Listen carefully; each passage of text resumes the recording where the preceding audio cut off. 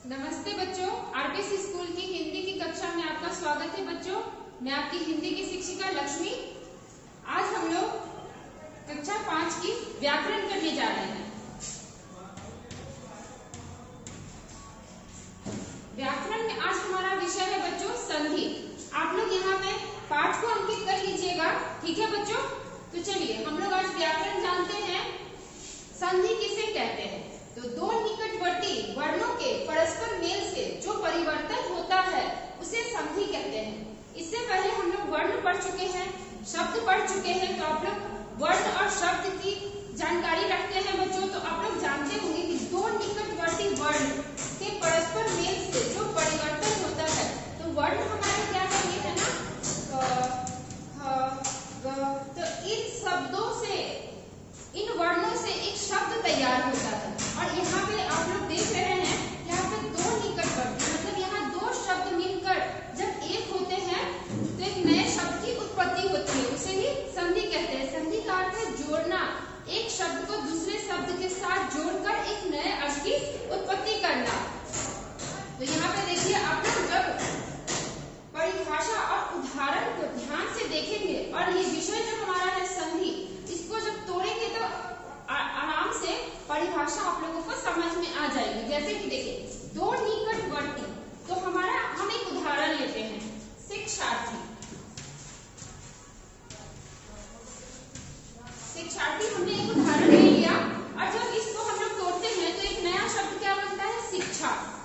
शिक्षा जोड़ अर्थी, अर्थी भी एक शब्द है और शिक्षा भी एक शब्द है। लेकिन जब दो निकटवर्ती वर्णों के परस्पर मेल से जो परिवर्तन होता है उसे ही हम लोग संधि कहते हैं। तो हमारा दो निकटवर्ती वर्ण क्या है? एक तो शिक्षा है और एक अर्थी है। तो जब दोनों को हम लोगों ने मिलाया और दोनों के मिलने के बाद जो परिवर्तन हुआ उसे क्या कहेंगे? संधि कहेंगे। तो जो हमारा नया शब्द बनकर क्या आया? शिक्षार्थी। तो ऐसे ही आप लोगों को बस उदाहरण एक पकड़ना है, और ऐसा उदाहरण जो हमारे परिभाषा को अच्छे ढंग से परिभाषित कर सके। तो यहाँ पे देखिए, आप उदाहरण को देखिए और परिभाषा को देखिए, कितने अच्छे से इसकी परिभाषा यहाँ पे निकल कर आ रही है। दो निकटवर्ती, ये इसके निकट है ना, इसके सामने है, और हम लोगों ने यहाँ पे एक निशान लगाया है जोड़ का, क्योंकि हम लोग एक दूसरे को जोड़ने वाले हैं यहाँ पे। तो दो निकटवर्ती वर्णों के परस्पर मेल से जो परिवर्तन होता है, परिवर्तन क्या, सकारात्मक रूप में ये परिवर्तन है जिसका एक नया अर्थ निकल कर आ रहा है, तो उसे शिक्षार्थी कहते हैं। तो इसे ही हम लोग संधि कहते हैं। तो इस अर्थ के समान आप लोग समझेंगे तो बहुत ही आसानी होगी आप लोगों को। और चलिए हम लोग दूसरा उदाहरण लिख लेते हैं, विद्यार्थी। विद्यार्थी, यहाँ पे एक शब्द क्या है हमारा? विद्या। विद्या यानी सरस्वती, पुस्तक के बारे में बताया गया है। जोड़ अर्थी, यहाँ पे दो शब्द है और दोनों अलग अर्थ लेकर प्रकट हुए हैं, लेकिन जब इन दोनों को हम लोग जोड़ते हैं तो एक नए शब्द की उत्पत्ति होती है, एक नया परिवर्तन होता है। तो उस परिवर्तन का क्या नाम है? संधि। ऐसे ही आप लोगों को जोड़ना है, विद्यार्थी। अब चलिए हम लोग शब्दों को तोड़ते हैं। इससे पहले हम लोग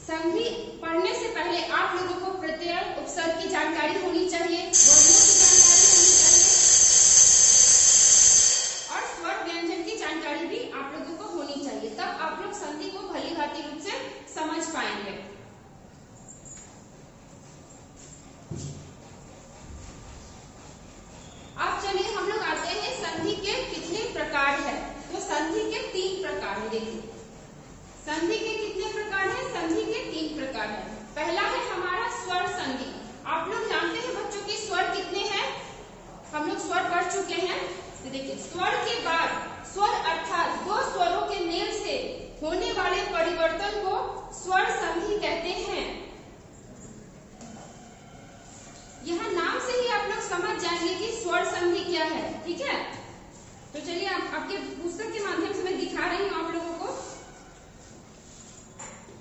यहाँ पे उदाहरण है, देखिए हिमालय।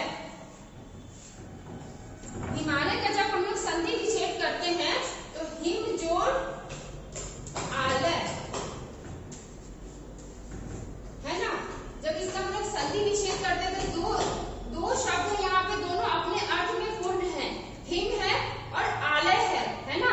लेकिन जब इन दोनों को जोड़ते हैं तो एक नया रूप परिवर्तन होता है और वो है हिमालय।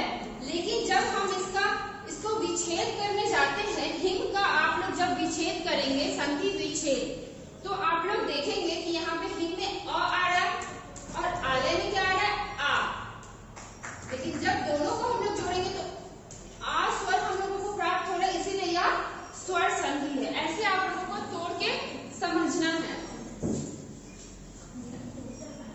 चलिए अब हम लोग देखते हैं व्यंजन संधि किसे कहते हैं।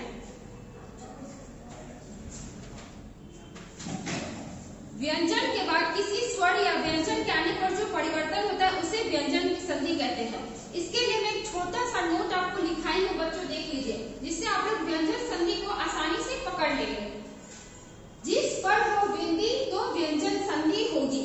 बिंदी, जिस पर हो बिंदी तो वो क्या होगी, व्यंजन संधि। ऐसे भी एक और रूप है जिससे आप लोग समझ जाएंगे कि जहाँ पे डेढ़ व्यंजन आप लोगों को प्राप्त हो। कहने का अर्थ है एक व्यंजन हो और जो दूसरा व्यंजन हो वो आधे रूप में हम लोगों को प्राप्त हो, तो वो कहलाती है व्यंजन संधि। यह एक आसान तरीका है व्याकरण को समझने का। व्याकरण इसीलिए बहुत कोई नहीं समझ पाते, उनको कठिन लगता है, लेकिन जब हम लोग व्याकरण का निचोड़ निकालते हैं तो वो बहुत ही आसान हो जाता है। तो जहाँ डेढ़ व्यंजन आप लोगों को प्राप्त हो तो आप लोग समझिए कि यह व्यंजन संधि है, और जहाँ पे हो बिंदी वो है व्यंजन संधि। ऐसे भी आप लोग समझ सकते हैं। यहाँ पे आपकी परिभाषा है कि व्यंजन के बाद किसी स्वर या व्यंजन के आने पर जो परिवर्तन होता है उसे व्यंजन संधि कहते हैं। जैसे कि देख लीजिए एक उदाहरण है, जगदीश।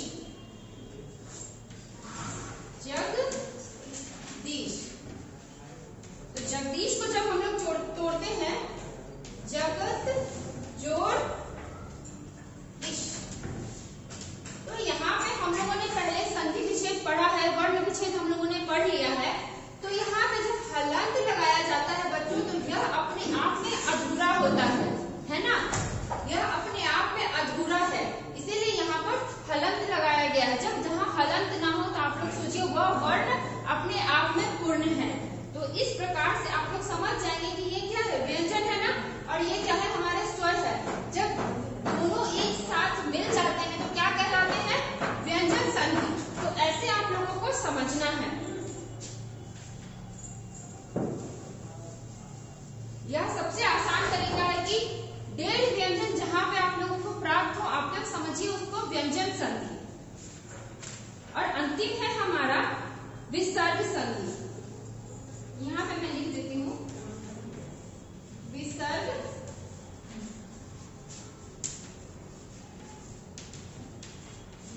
संधि। इससे पहले हम लोग मात्रा पढ़े थे, अनुनासिक, अनुस्वार और विसर्ग। विसर्ग की मात्रा क्या है, विसर्ग की ये मात्रा है। तो ये सबसे आसान तरीका है विसर्ग संधि को पहचानने का।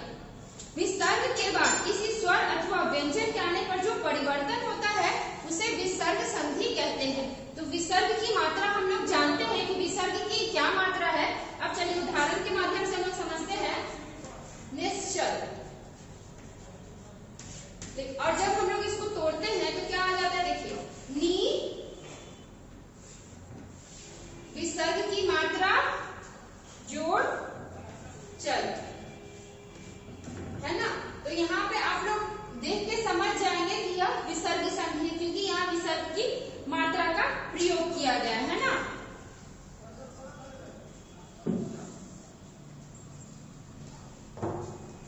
स्वर के 5 भेद है। स्वर संधि के कितने भेद है, 5 भेद है। तो 5 भेदों के बारे में हम लोग दूसरे वीडियो में समझेंगे। ठीक है बच्चों, तो अभी आप लोग क्या, आप लोगों को पढ़ना है कि संधि किसे कहते हैं, संधि विच्छेद किसे कहते हैं। इससे पहले हम लोग वर्ण विच्छेद किए थे, तो आप लोगों को पता है कि हम लोगों को कैसे विच्छेद करना है ना।